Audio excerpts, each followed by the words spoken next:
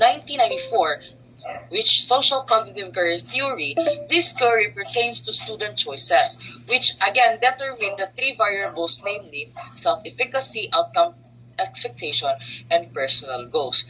Meaning, ang ilang theoretical background nga gikuha ni Let Brown and Hackett is makaderive or makadescribe sa ilang variable or important variables of study nga na silang SOP. Now, my question is, connected ba ang theoretical background or theoretical study na ilang giangkor silang SOP?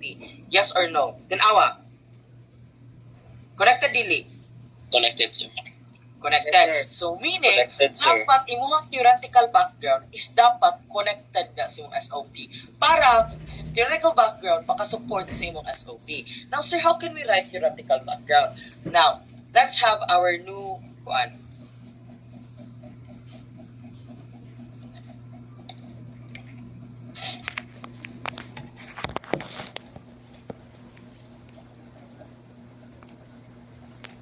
Okay. I see everybody. Kaniha. Okay, now.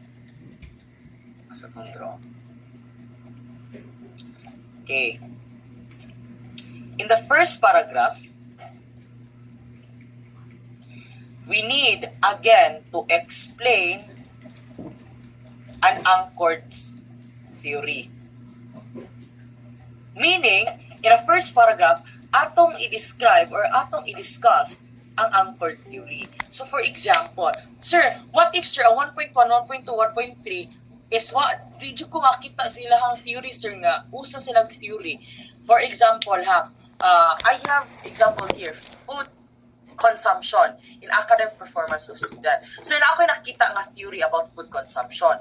Pero ako 1.1, 1.2, 1.3, dili imi same sa indicator dito sa theory nga akong nakita. Now, sir, which means, sir, reject to nga theory. For the information of everybody, pwede na to siya ninyo gamiton. Once ay yung main variable, which is food consumption, related sa topic or sa subject sa theoretical theory na inyong gigamit, is okay ra gid na siya. For example, food consumption. Now, food consumption, ako ang study is food consumption. Now, na ako'y nakita sa Google nga theory about food consumption, which is related sa akong study, which is food consumption. Ang theory is all about hierarchy of needs by Abraham Maslow. Di ba ang hierarchy of needs na matigingon nga psychological needs, which is food, shelter, water, and etc. Now, ang gibutang dito sa hierarchy of need, without the food, without the shelter, dili ta maka self-actualize or self-actualization. So, if what ta mabutang sa bottom part of the pyramid, then di ta makasaka, which is a self-actualization. Now, how can we create a good performances of our class or our classroom or academic performances without the psychological needs or without the food?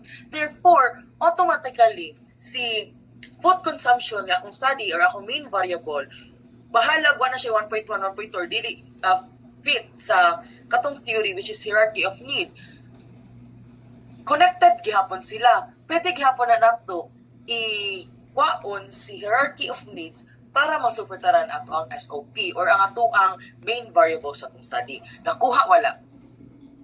So, therefore, Ang paragraph number 1 pertains to an main anchored of the study. Main, kumbaga pinaka-main nga imong gi-anchor. So, ako ibutang diri, food consumption ko, akong ibutang diri is, mausa na siya dahil. Ang akong ibutang diri is ang hierarchy of need. So, ako explain what is hierarchy of need o connection niya sa akong study, which is food consumption. Next one, in the second paragraph, since we already have the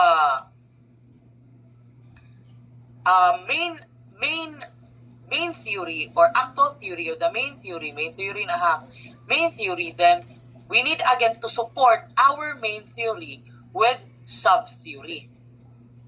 Meaning, if naatay actual or main theory, dapat kanang main theory is dapat ato na siyang supportaran og sub-theory. Meaning, another na po nga theory nga mo support ni main theory. So, mao na siya itong gingon na sub-theory. So, which means, your statement number 2 or paragraph number 2 must be supported with your main theory. So, si sub-theory makasupport the main theory.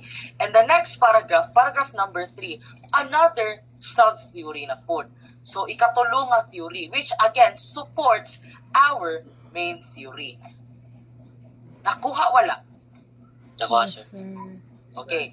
After the two main theory and the sub-theory, then therefore, we need again to have review of related literature and related study. Duha. Usa ka review of related literature, usa ka related study in one paragraph. Okay, para supportaran si main theory o si sub-theory. Meaning, ang karang literature o sub-theory, ang kanang imuhang review of related literature and related study is dapat nagamit na siya aning main theory nimo.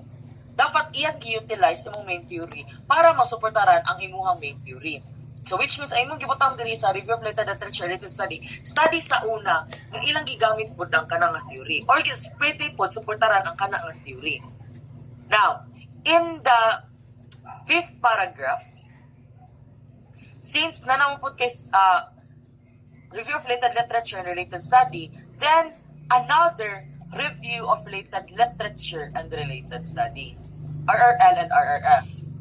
So, meaning, therefore, another na sad yung suporta ni main theory nimo.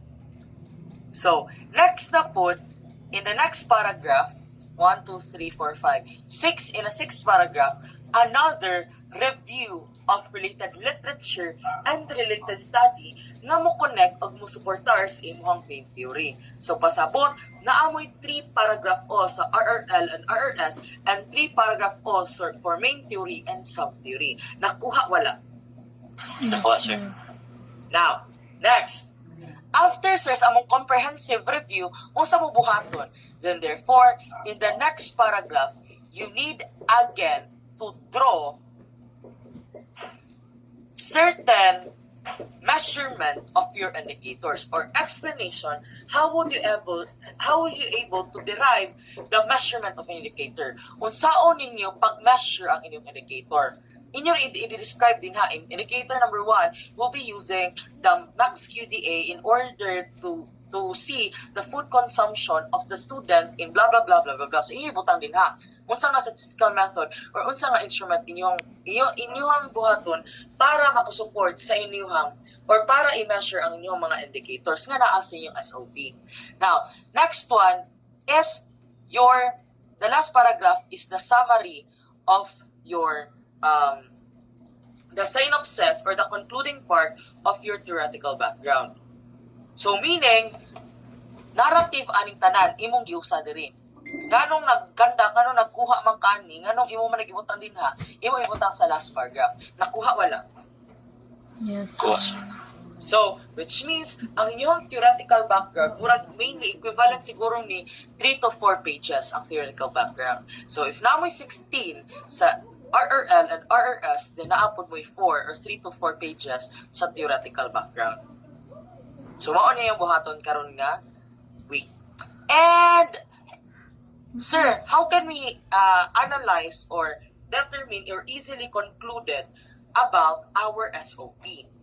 Our theoretical background? We have, again, we also have theoretical conceptual framework.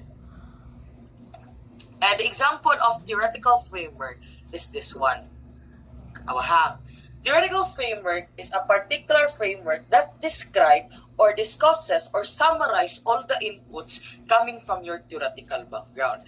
Now, sir, kasi example, sir. Example, this one. Now, ani ang format ha, sir? Kasi format, sir? Tara. Okay. How can we create conceptual framework? Now, in conceptual framework, in the first box, depende kung magpahigda or papataasin nyo ha. In the first box, inyo ibutang diha inyong theory. For example, ako Abraham Maslow, Hierarchy of Needs, 2000, blah, blah, blah. Na, ibutang din ha. Now, si Abraham Maslow is, ako siya gamiton para ma-determine ang ako ang indicator or main variable which is C, food consumption. Ibutang diha, food consumption. Okay. Now, after food consumption, nganong nag food consumption man ko, unsa man ako ang i-measure. Unsa man ako ang isangka ni food consumption para ma-determine ako si unsa man academic performance ni student. So, in the next box, imong i-determine diha si academic performance. Ibutang diha si academic performance. Now, next one, inikhuman nimo ana so, if na kay food consumption ang academic performance, usaw man nimo pag-measure. O, imo ibutang diha ang measurement sa kwan. Example, ang imong gamiton is RMQ or Researcher Made Questionnaire. And after Researcher Made Questionnaire, yung unsa may makuha nimo data, unsa man about data, all about food consumption and its effect. And after food consumption and effect, if none of my findings about food consumption and its effect, then therefore, you need again to put an action plan. And that's how you create your theoretical conceptual framework. That is just only a summarization about your theoretical background. So, pwede na ka na inyong gamiton para makabuo mo og paragraph dito sa yung last paragraph sa inyong theoretical background. Nakuha wala? Yes, sir. Nakuha wala? Nakuha, sir. Okay.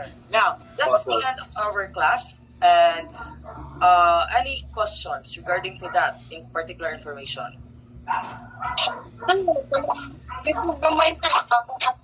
The framework for first box theory. First box theory, then sa second ang variables. Sa title, First paragraph is main. Second, third is sub-theory. This is the framework first. Sa framework. Sa framework ay ang theory. The next one is the independent variable. Nga nganong nagamit ka ng theory, inibutang din ha. Next is katong kuan measurement of your indicator. Researcher made questionnaire ba? Or kuan ba? And then the last one is ang iyang findings. After sa findings kay, inyo i-draw dito ang unsay action plan based on the findings. Don't worry because I will check, I'll be checking your theoretical conceptual framework. Okay? Yes, sir. Thank you, sir. Now, wala na? Okay, happy na. Excuse me, sir. Maganda. Sige. Sir, ang sa kuan, sir ba? Kato ganing, katong, APA, katong sa Word, sa RRL, o sa RRS, sir ba? What if wala may nga to, sir? So, wala man nila to. Di ba? Kay, ang among gigamit nga Word, kaya na na sa, kuan, Microsoft, digid ang Word nga app. Kay, kanang expired na mo. So, ano na ha? You need again to find ways, if ever. Or you need to again to find ways para ma-determine na dyan ako nga authentic yun ang iniyong pabutang din hakit. Tanaon man dyan na ako. So, na-i-message ni Kwanderit, Tanya. Pwede ibalik ang paragraph sa ibutang sa theoretical background, sir, sa? Pwede ibalik ang paragraph na ibutang kasabot, dear. State daw, sir ba? Pasunod nga ibutang. Again, pasunod ibutang main theory. after sa main theory, ang atong dependent and independent variable. After independent and dependent variable, saan mo yung pag-measure independent and dependent variable? So, box ka diha. For example, researcher made questionnaire. So, mao na imong butang researcher made questionnaire.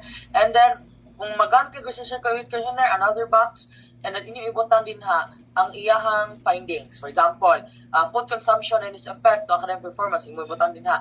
And then, kung nakita mo sa iyang food consumption and academic effects sa performance, then therefore, ang saon nimo siya. So, inyo ibutang next box, inyo indicate ang action plan. Inana ra. Your call is under a minute na lang. Ay! Anyone? Wala na? If you have questions, can you please PM me directly to my messenger. So, are we learning? Yes, sir. Yes, sir. Okay, yes, sir. Yes, sir. Thank you and goodbye. Bye-bye.